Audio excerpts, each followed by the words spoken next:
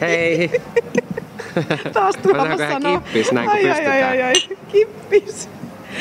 Siis tää on niin oikeesti, tää on niin taas tätä tutkaa. Musta tuntuu, että se on sekuntiakaan ollut pois, koska Tuomas sanoi äsken taas, no niin se pyörii taas itse. Me ei ole taas suunniteltu yhtään mitään. Mulla on jotenkin, mä oon siis eilen tänne niin Suomeen tullut ja musta tuntuu, että mä olisin niin ollut täällä eilen. Tai siis miten mä Siis aina. Aina. No hei, mä oon oikeesti tässä näin, tossa 20 metrin päässäni kuvannut joka viikko sun kanssa jotain, niin sä oot niinku henkisesti ollut vähintäänkin täällä. Ja mä oon ollut muutaman kilometrin päässä siellä toisella puolella. Niin vain muutaman kilometrin. Mutta siis tää on hassua, että mä luulen, että olisi ollut enemmän sellaista, että apua jännittää täällä. Ja näin, mutta täällä on kahvilan nimi on muuttunut ja ihana ilma. Mut saatiin silti kahvit, hei. Joo. Mut kattokaa, joutui nyt lasimukeista, ei oo enää niitä veitsihiannoja sinisiä. Mut yksi asia on muuttunut, mua oikein ärsyttää. Kattokaa nyt, kuin ruskea toi on. Siis ihan oikeesti. Hei, oot kuule sinäkin. No siis, verratkaa nyt. Kumpi on ruskeampi? Katri taisi tuosta äsken laittaa vähän jotain aurinkopuuteria niinku varpait myöten. Sä nyt miten sä sinne jalkoihin sitä laitat? Eikö se on naamaan tarkoitettu? Katri näki mun jalat ja se tuli kateelliseksi, kun ne oli niin ruskeat, niin se rupesi levittää oikeasta aurinkopuuterin jalkoihin. Tämä tarina on tosi. Ei Sauli edes keksitty. Oho. No okei, siihen on ehkä syynsäkin, koska me saatettiin ottaa jotain kuvia yhtä juttua varten. Ehkä me voidaan kertoa, että mitä yllätystä me ollaan pantattu. Eli kun me kerrottiin teille joskus alkuvuonna, että me suunnitellaan tätä tämmöistä Tutka Roadshow jatko-osaa, niin nythän me siis tehdään Tutka Roadshowlle jatko-osaa. Joo, eli me tehdään täällä Suomen päässä. Sanotaan, että sellainen niinku, vähän, ei ehkä niin pitkä Tutka Roadshow, mitä viimeksi tehtiin tuolla ulkomailla, mutta siis niin meillä on Suomessa tiedossa kivoja kaupunkeja ja paikkoja, mihin me ollaan menossa. Ja kivoja vieraita. Joo, että semmonen niinku sanotaan 7-10 jaksoon olisi niin kuin luvassa tarkoitus tehdä. Ja siis haastetta mehän tietysti kaivattiinkin lisää se viime kerta sen jälkeen, kun kaikki meni silloin niin nappiin.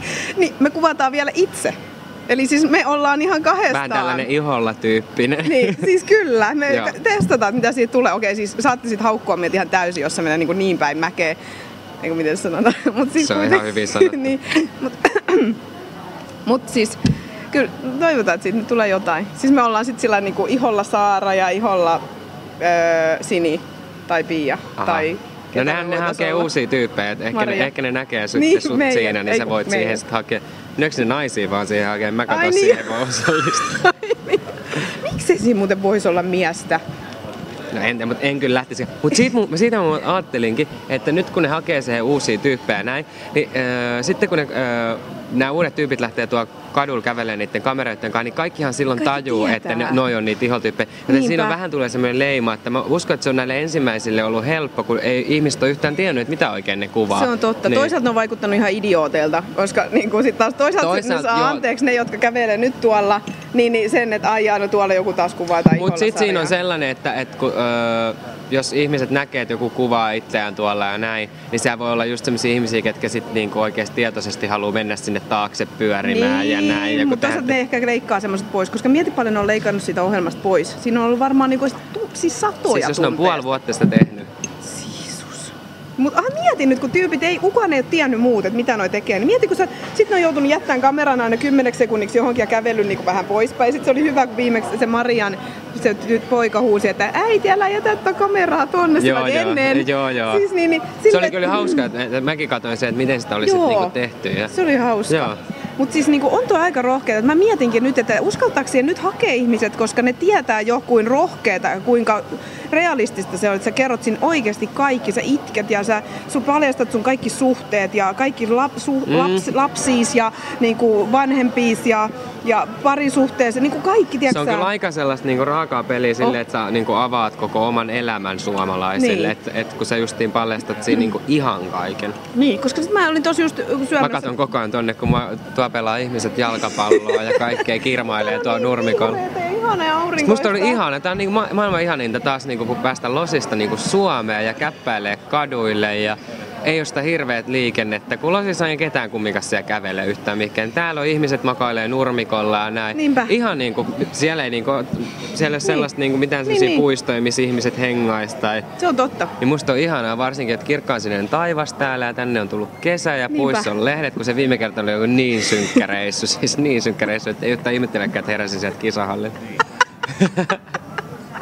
Joo. Siis, mä olin Tukholmassa nyt Estelle ristiäisissä, vitsi kun nämä tarinat kyllä poukkoilee, mutta siis niinku, kun tulin lentokentältä takaisin, niin tajusin, että siis niinku, nyt pitkästä aikaa mun oli niinku kiva tulla takaisin Helsinkiin lentokentältä, kun usein kun mä oon lentokentällä takaisin tulossa, niin mulla on sellainen olo, että ei hitto, mä olisin niin halunnut jäädä sinne, missä ikinä mä oon ollutkaan. Koska täällä on aina niin synkkää ja harmaata ja niinku aina jotenkin. Nyt, siis niinku kevät ja tämmönen just kesän alku on maailman parasta aikaa.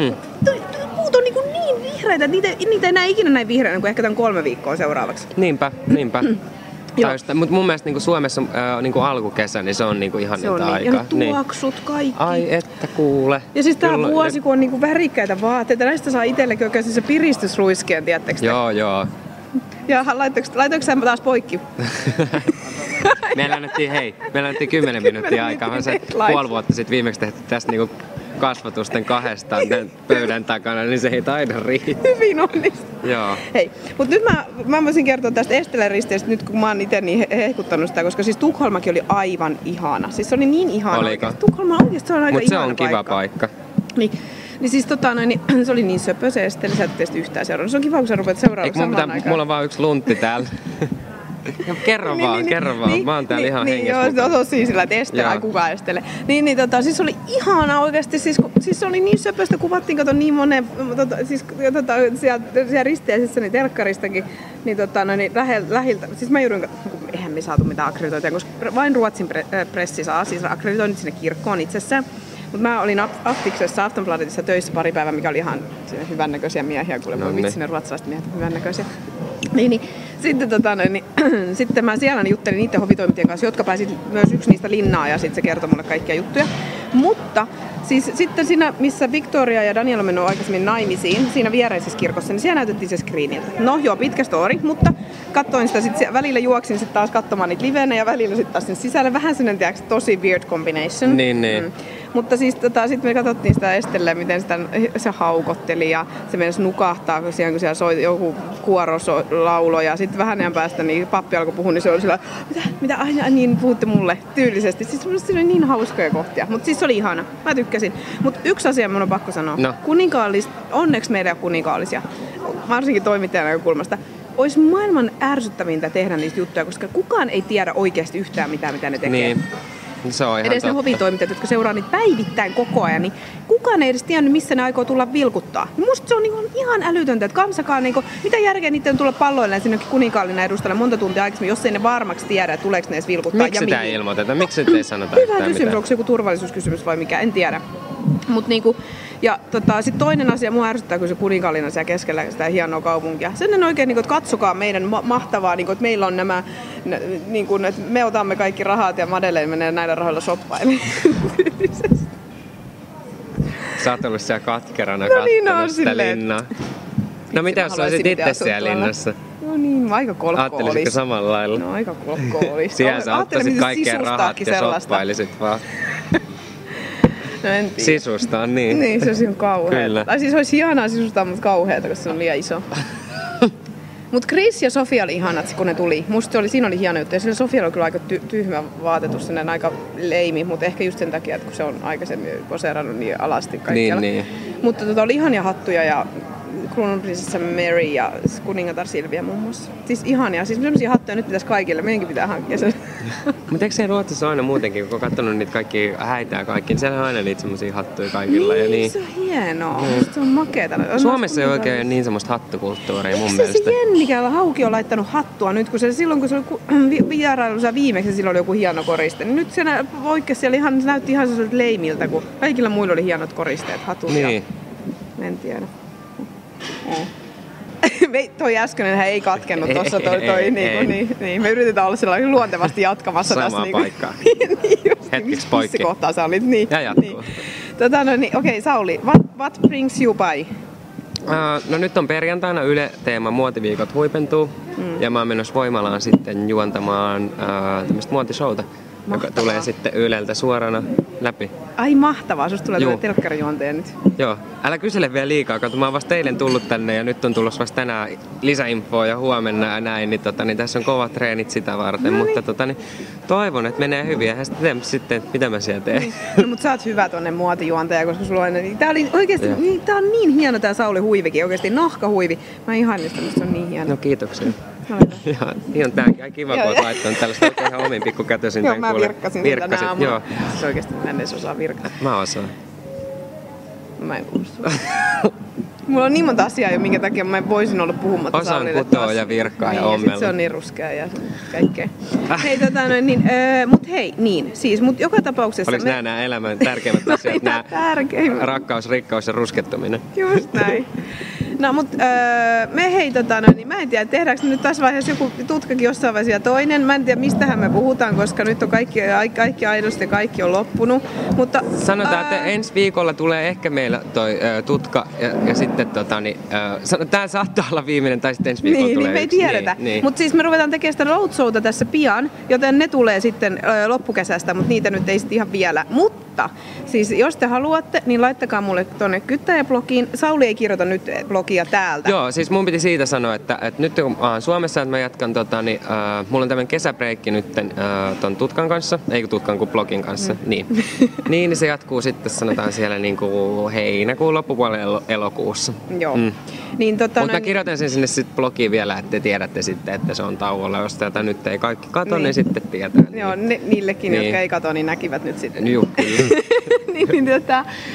ja siis niin sitten, koska me saatiin teiltä silloin ihan mahtavia ideoita silloin tammikuussa, meidän idea on ehkä vähän muuttunut ja me ei pystytä kiertämään todellakaan ihan niin paljon, joten älkää odottako sitten mitään niin älyttömän laaja isoa, koska meillä on aikatauluongelma, kun toinen meistä lähtee taas ja toinenkin lähtee ja sitten me ollaan menossa ristiin rastiin, joten me ei pystytä kuvaamaan sitä kauhean pitkään aikaa, niin sitten me kuvataan ainakin meille kaikista rakkaimpia juttuja ja sitten ihmisiä myös.